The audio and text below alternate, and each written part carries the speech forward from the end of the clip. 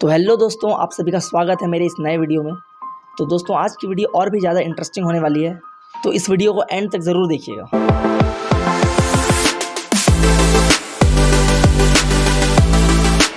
भगवान, यह नाम सुनते ही आप सभी के मन में अलग अलग तस्वीर आती होगी।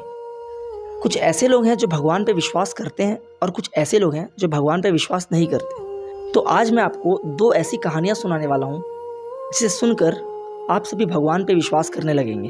तो चलिए शुरू करते हैं। तो दोस्तों, हमारी कहानी की शुरुआत होती है डॉक्टर प्रसाद से, जो कि हमारे देश के बहुत ही बड़े न्यूरोसर्जन में से एक हैं। तो ये मुंबई में रहा करते थे। एक दिन डॉक्टर प्रसाद को वर्ल्ड न्यूरोलॉजिकल कॉन्फ्रेंस के लिए कोलकाता इनवाइट किया गया। डॉक्टर प्रसाद भी इस कॉन्फ्रेंस के लिए बहुत ज़्यादा एक्साइटेड थे। उन्होंने मुंबई से कोलकाता के लिए एक फ़्लाइट पकड़ी, लेकिन बीच रास्ते में ही खराब वेदर के कारण प्लेन को कोलकाता ना जाकर जमशेदपुर में ही रोकना पड़ा।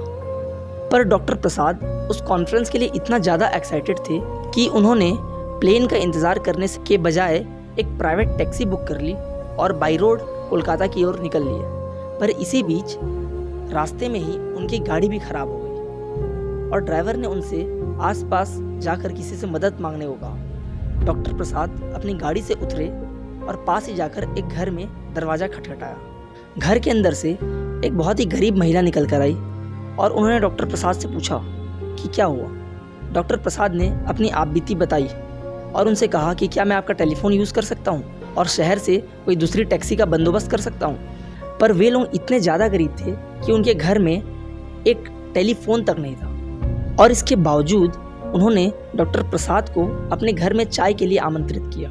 यह देखकर डॉक्टर प्रसाद को बहुत ही अच्छा लगा और वे भी अंदर चले गए। चाय पीने के बाद उन्होंने बहुत बातें की। वह परिवार हर रात भगवान की पूजा एवं कीर्तन करके ही सोया करते थे। तो उन्होंने डॉक्टर प्रसाद को भी इस चीज़ के लिए आमंत्रित किया, पर डॉक्टर प्रसाद भगवान पे विश्वास नहीं करते थे। यह बात उस परिवार को बिल्कुल भी अच्छी नहीं लगी। उन्होंने डॉक्टर प्रसाद से कहा कि आप भगवान पे विश्वास आखिर क्यों नहीं करते। हमारे पास 2 गाय हैं, वे गाय घास खाती हैं और हमें दूध देती हैं। अगर भगवान हमारे लिए यह गाय नहीं बनाते तो हम दूध कहाँ से पाते।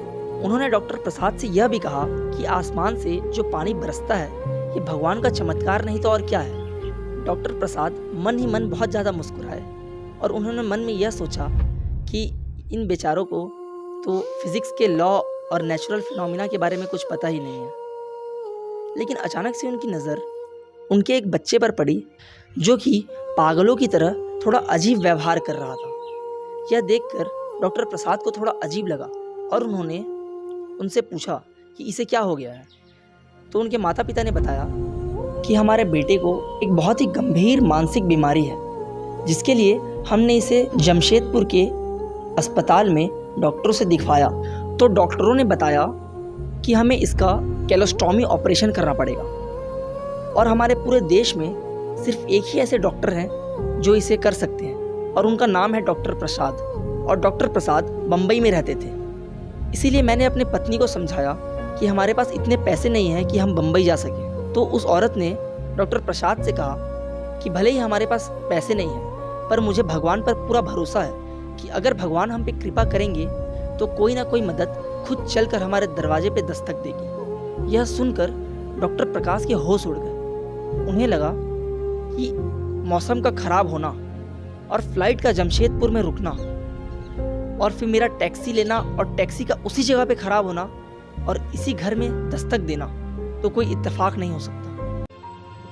यह सुनकर डॉक्टर प्रसाद बहुत अचंभित हो गए और यह सब सोचकर डॉक्टर प्रसाद को भगवान पे पूरी तरह भरोसा हो गया। और यह देखकर उन्हें पता चल गया कि इन लोगों की भक्ति रंग लाई है। और फिर डॉक्टर प्रसाद ने उस बच्चे का बम्बई में मुफ्त में इलाज कराया और वह बच्चा पूरी तरह स्वस्थ हो गया। दोस्तों, आप भी सोच सकते हैं कि भगवान ने किस तरह उन गरीब लोगों की मदद की, कि किस तरह डॉक्टर प्रसाद का कोलकाता जाना और उस प्लेन का मौसम खराबी की वजह से जमशेदपुर में रुकना और फिर डॉक्टर प्रसाद की उत्सुकता बढ़ना और एक प्राइवेट टैक्सी बुक करके बाई रोड जाना और उस गाड़ी का भी उसी जगह खराब होना जहाँ वो गरीब आदमी का घर था। यह सचमुच कोई इत्तेफाक तो नहीं हो सकता, यह भगवान की लीला ही है। तो दोस्तों, मैं उम्मीद करूँगा कि आपको यह कहानी बहुत अच्छी लगी होगी।